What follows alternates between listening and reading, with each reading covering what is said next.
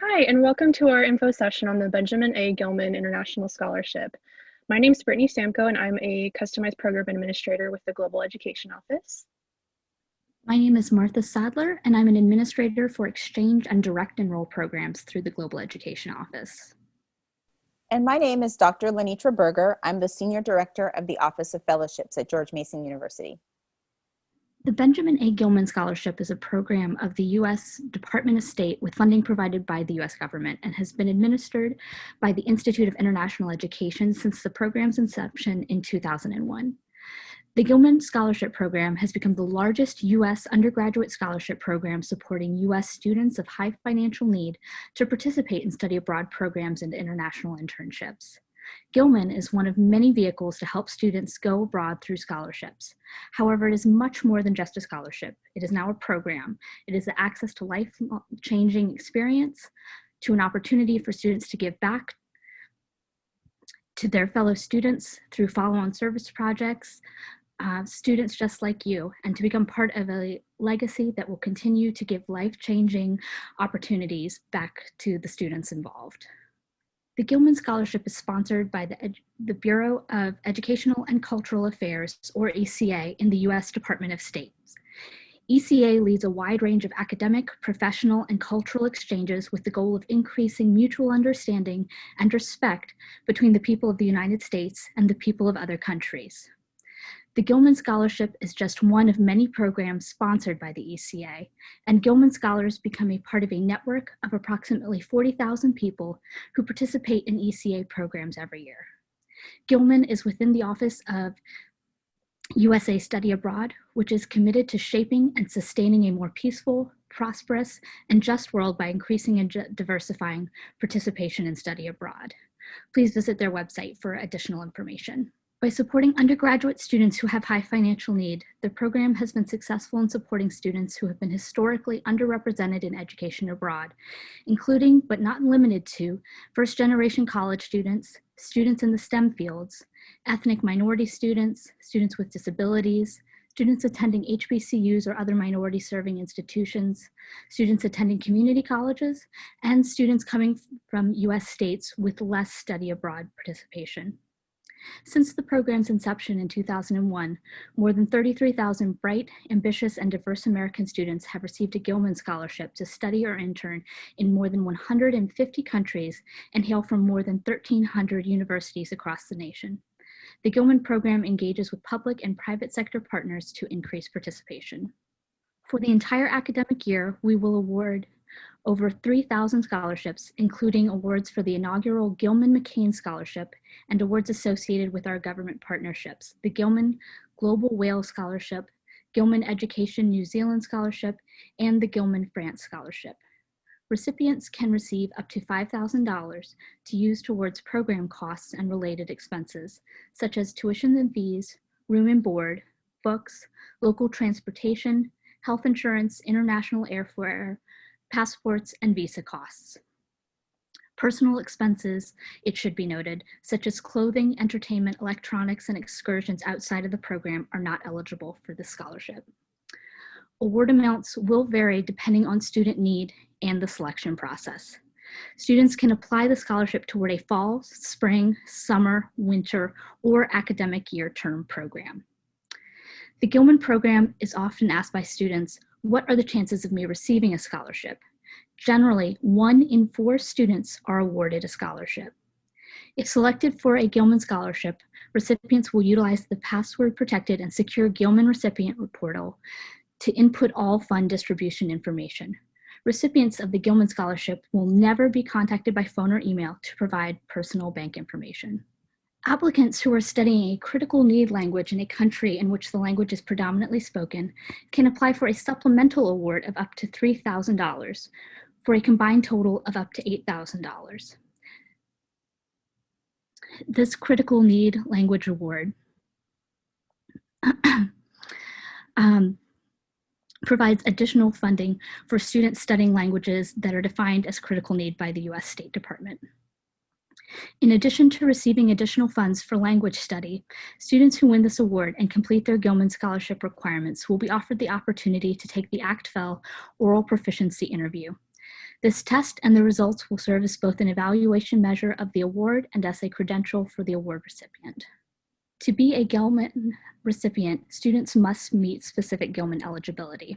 They must be a citizen of the United States, an undergraduate student in good standing at an accredited institution in the higher education in the United States. This does include both 2-year and 4-year institutions. They must currently be receiving a federal Pell Grant during the time of application or provide proof that they will be receiving a Pell Grant during their term of study abroad or internship. In the process of applying to or accepted for a study abroad or internship program of at least 2 weeks for community college students and 3 weeks for students from 4-year institutions eligible for credit at the student's home institution. Multi-country or multi-area programs are also allowed. Proof of program acceptance is required prior to award disbursement. Applying for credit-bearing study abroad programs in a country or area with overall travel advisory level 1 or 2, according to the U.S. Department of State's travel advisory system. However, certain locations within these countries or areas may be designated within the travel advisory as either do not travel to level 4 or reconsider travel to level 3 locations as such. Students will not be allowed to travel to these specific locations. Moreover, students are not eligible to apply for programs in a country or area within an overall level 3 or level 4 travel advisory. The U.S.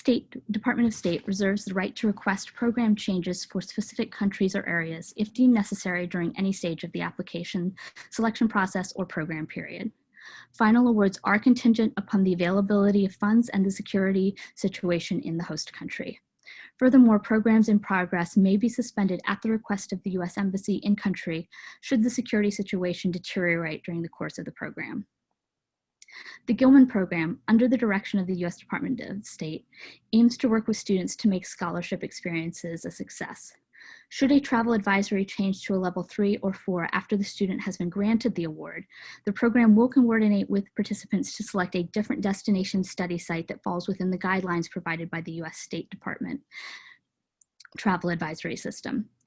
In determining a grantee's status, the Gilman program, under the direction of the U.S. Department of State, is the final decision-making authority regarding the continuation of the student's participation as a grantee of the Gilman program.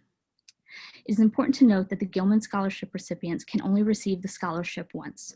If a student previously declined the Gilman Scholarship, they are welcome to reapply as long as they still meet all the eligibility requirements as listed above. The U.S. Department of State's Gilman McCain Scholarship provides awards of $5,000 for child dependents of active duty service members to study or intern abroad on credit-bearing programs. Developed under the framework of the State Department's Benjamin A. Gilman International Scholarship Program, the John McCain International Scholarship for the Children of Military Families, otherwise known as the Gilman McCain Scholarship, is open to eligible students enrolled at accredited U.S. colleges and universities who received any type of Title IV federal financial aid. To apply, you will use the same Gilman application system, and there will be a question that will ask if you are a child dependent of active duty service members. If you are, please check it and you will eventually be required to submit proof of documentation. Besides being a child dependent of an active duty service member and having any type of Title IV federal financial aid, all other eligibility requirements are the same as the Gilman Scholarship. For more information, please visit the Gilman McCain Scholarship website. There may be confusion about the similarities and differences between the Gilman and Gilman McCain Scholarship, and so to make them more distinct, I'll go through a comparison chart. There are no differences in the selection criteria, essays, the current deadlines, advisor certifications, and benefits such as the non-competitive eligibility status. The main differences between these two scholarships are as follows. The eligibility requirements, which we reviewed earlier, the application site is on a different web page, and students need to upload child-dependent documentation to their application. Gilman McCain applications are reviewed in a separate selection panel. The award is also a flat $5,000 instead of up to $5,000, and there are only 100 of the Gilman McCain awards available for the entire year. How to apply. The entire application process is conducted online and has 2 steps. Step 1. The online application asks for study abroad and internship program details, 2 essays, and an undergraduate transcript. The Gilman program requires transcripts for applicants' current institution and transcripts from any previous institutions attended. I'll talk about both essays in the next slide. The application also requires applicants select a study abroad advisor and a financial aid advisor within the application. Step 2. Once the student has submitted the application, it must be certified by both a study abroad advisor and financial aid advisor. The deadline for the advisor certifications is 1 week after the student's application deadline. This is Dr. Berger from the Office of Fellowships. I want to take some time to speak about the two essays and also how the Office of Fellowships works with the GEO office to support students who are applying for the Gilman Award. The Office of Fellowships is a separate office than the Study Abroad office, but we work very closely with the GEO office on helping students identify appropriate study abroad opportunities that are relevant to their academic and professional goals, and then help them find the funding that they need to help support those goals. And the Gilman Scholarship is one such way that you can find funding for your study abroad. There are other fellowships, and we have our own YouTube channel where we do also post other videos and info sessions about those awards. So I would highly encourage you to visit the GEO office and talk about your study abroad options, and also meet with us as well. The way that we work with the Study Abroad office and the Gilman Scholarship is that there's something called a non-certifying advisor. And that is my role in the Gilman Scholarship. I'm not certifying the logistics or the financial aspects of the application. Instead, my office is supporting you on the essays. And that support involves working directly with a personal statement specialist who is employed in my office, who is trained on the Gilman criteria and helps you go through drafts of your essays. So if you are going to apply for the Gilman, your first stop is the Study Abroad office to talk about your program, to talk about the logistics of applying for that program and the funding for that program. They will then say at that point that you should come and talk to us. We will sit down with you, have an initial meeting where we'll talk with you about your plan and where you want to study and why. And then we'll use that information along with your resume and some other pieces of information to talk about what belongs in your statement of purpose and your 2 essays.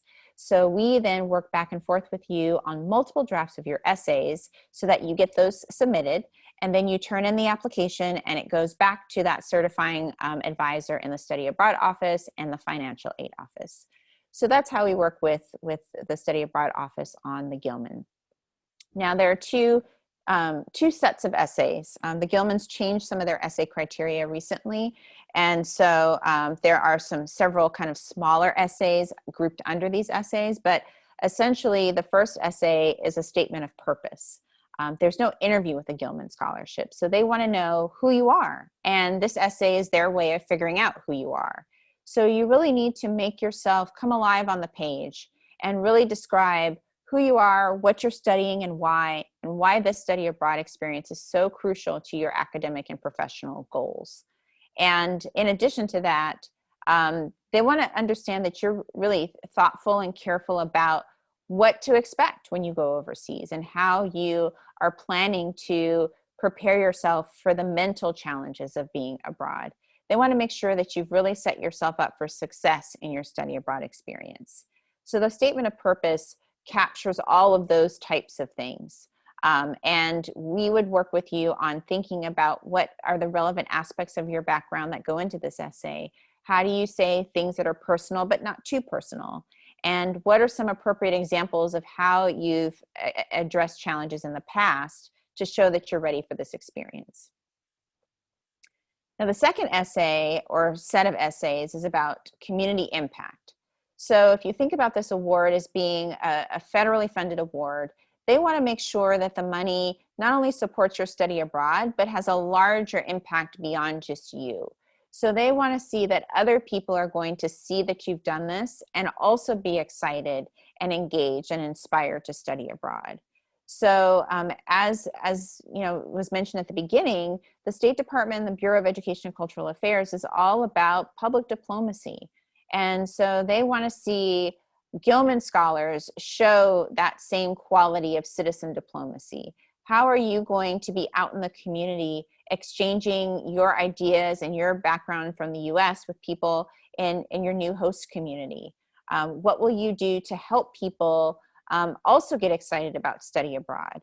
We all know that study abroad is a really important part of the academic experience, and it really can change your entire life and your entire trajectory.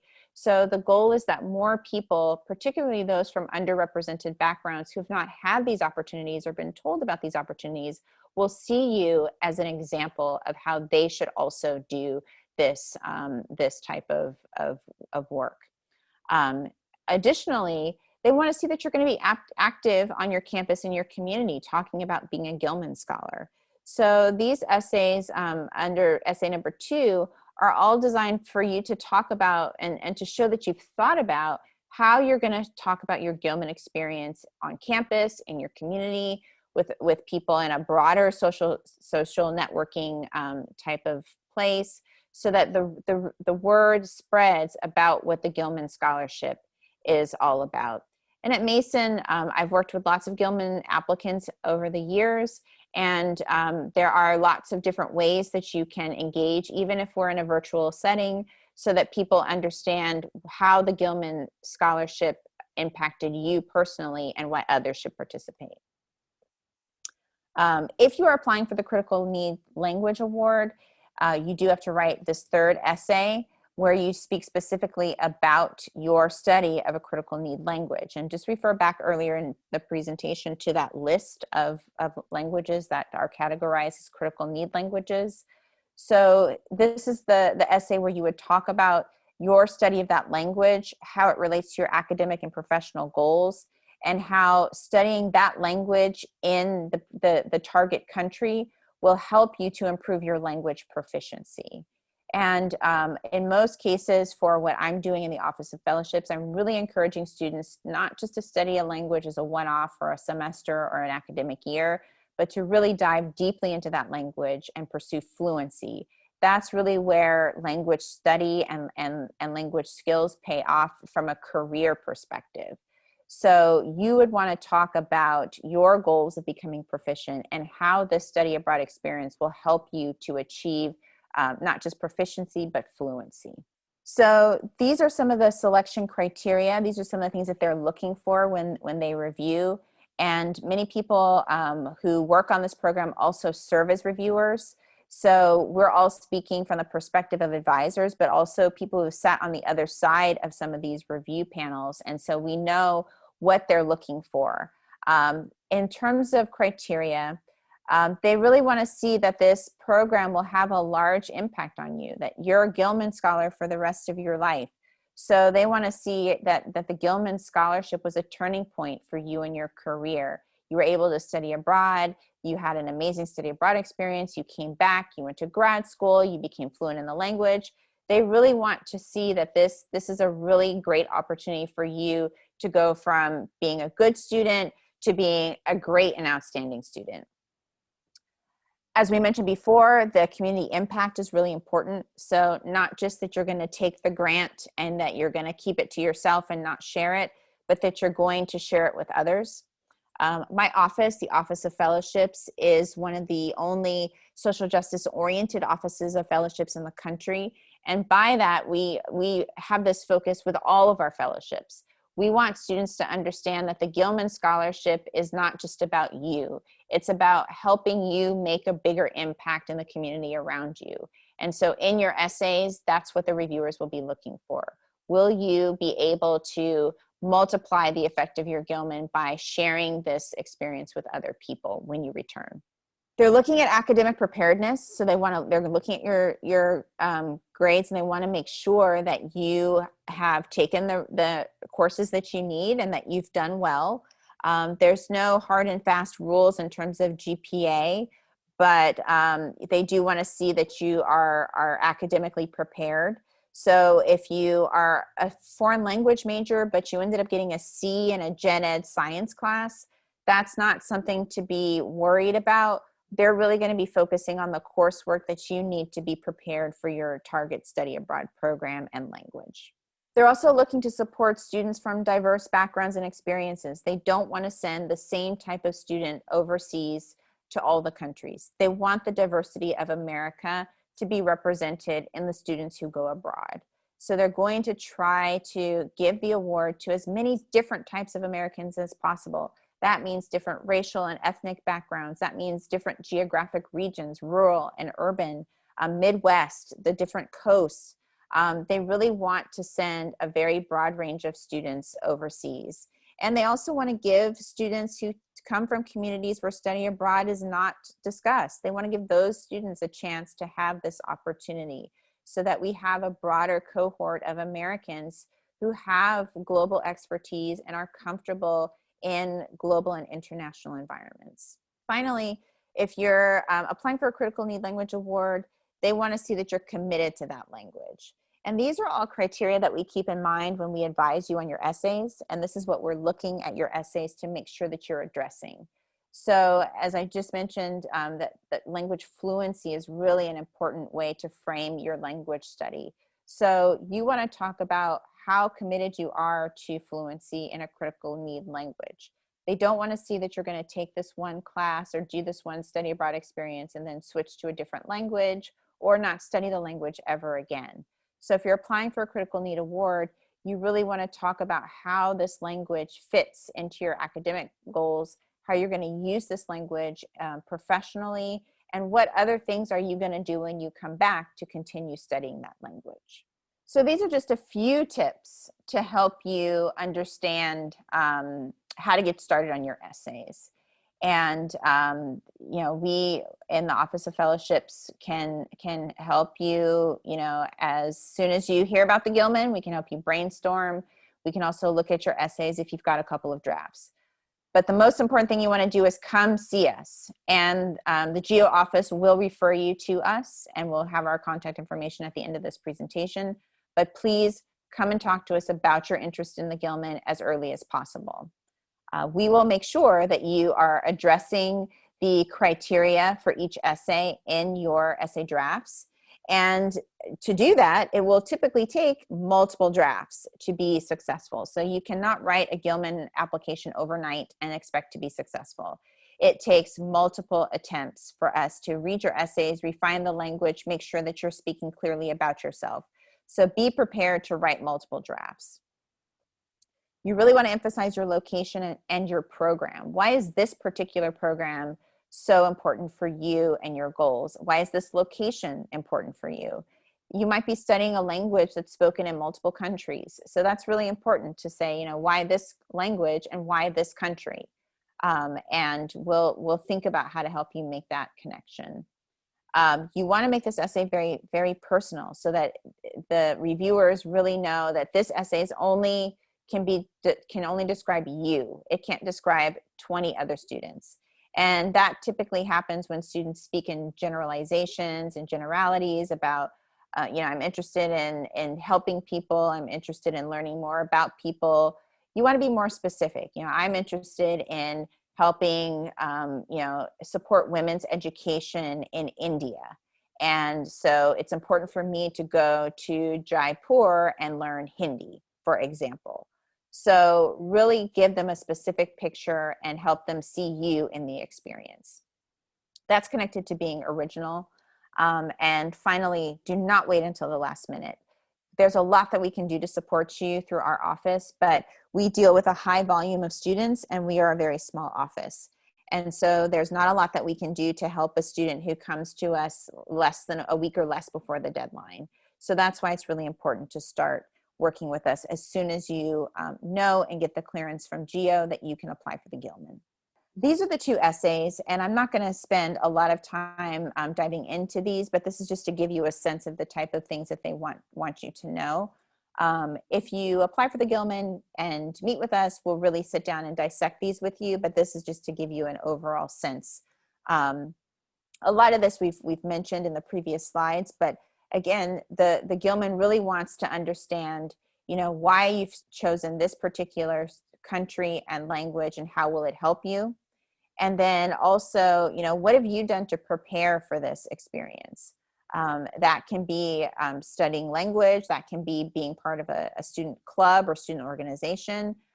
It can also be that you've faced challenges in your education and in your life. And these also help you prepare for experiences like study abroad. So that we want specific examples of those.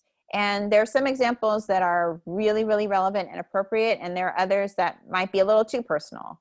And we can certainly help you think through how to pick the most relevant experience for the particular award. So that's what the statement of purpose, that's generally what they're looking for. These are short essays as well. That's challenging. Sometimes students think, oh, it's a short essay, that means that it's easy to write. That actually makes it harder because you've really got to make sure you use your language and you use every word in the service of talking about your competitiveness for this award. The next set of questions are the community impact questions. And these are the questions where you talk about your interest in being a citizen diplomat and building mutual understanding. So, what will you do to talk about what it means to be American? And by American, they mean your particular American experience, not a general sense of what you think it means to be an American, but what does it mean to you to be an American? That's where they're looking for that diversity. Everyone has their own unique American experience. It's still American, but it's unique to their particular background, to their geographic location. That's where they want you to bring that out. And everybody has that story. So don't feel as though you can't talk about that. So we'll talk about, ways that you can bring that out in your essays. They're asking you also, how will you seek opportunities to become more culturally engaged and have meaningful interactions with people and cultures different from your own during your abroad program? They don't want you to go overseas and just stick with other Americans. You won't really get the benefits of study abroad that way. So they're really looking to see how you're going to push yourself and really push outside of the bounds of what you're usually comfortable with, and really be able to grow and learn from this experience. The next section is called the FollowOn Service Project Proposal. And this is a traditional part of the Gilman program. They want you to talk about a specific project that you're proposing about how you increase awareness of study abroad and the Gilman program amongst your peers in your home or campus community. So we've had many students propose projects in the past, and there's some great ideas that students have had.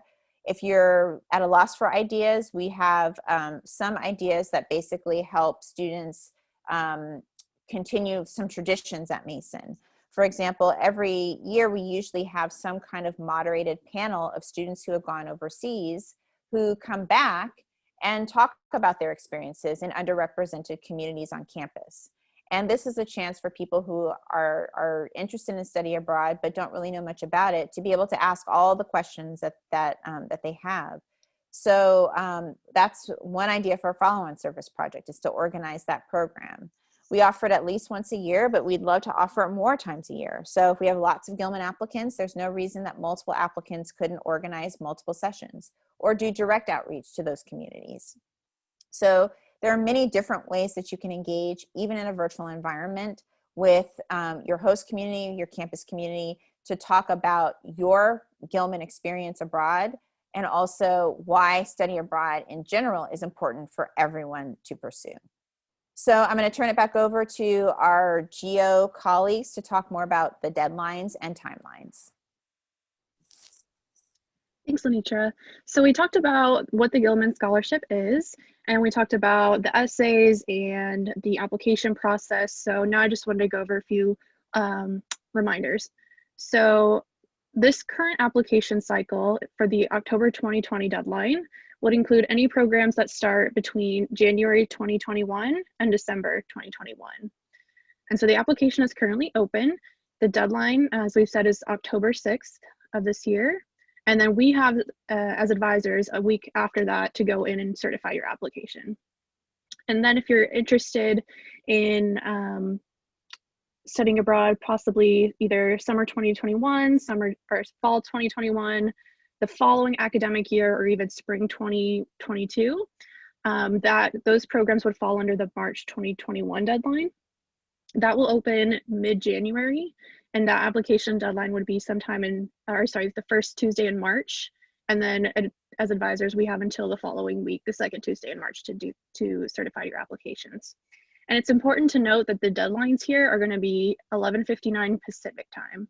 So even though that creates a little bit of a difference here for us on the East Coast, I would still make sure your applications are submitted well in advance on the 6th or before, so you don't have any issues getting your applications in. And so we also just wanted to share some tips from previous Gilman scholars. They're tips for applicants. One thing some scholars have said is to create a compelling story that ties your past, present, and future together to highlight the impact that scholarship will have on you. The reviewers really want to see how your experience abroad will impact, or how the scholarship will impact you.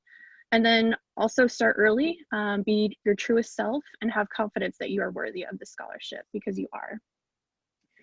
One other thing, also for the follow-on service project, we talked a little bit about that, but just think about how you heard about Gilman and how you could tell others about it.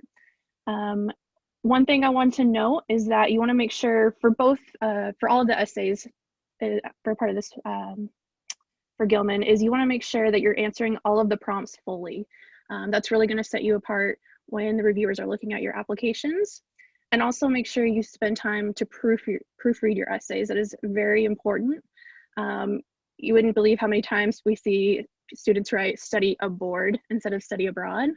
And so it's those little tiny details that could really make a difference when between potentially getting the scholarship or not. And then as a Gilman Scholar, you have some benefits as an alumni. First, you have non-competitive eligibility with the federal government. So you're eligible for 12 months of non-competitive eligibility, or NCE hiring status, with the possibility of extending for up to 2 additional years if you served in the military, studied at a recognized institution of higher education, or were involved in another activity in which the agency's view warrants an extension. The State Department's website has more information on that, and you can also access more information on the Gilman Alumni portal.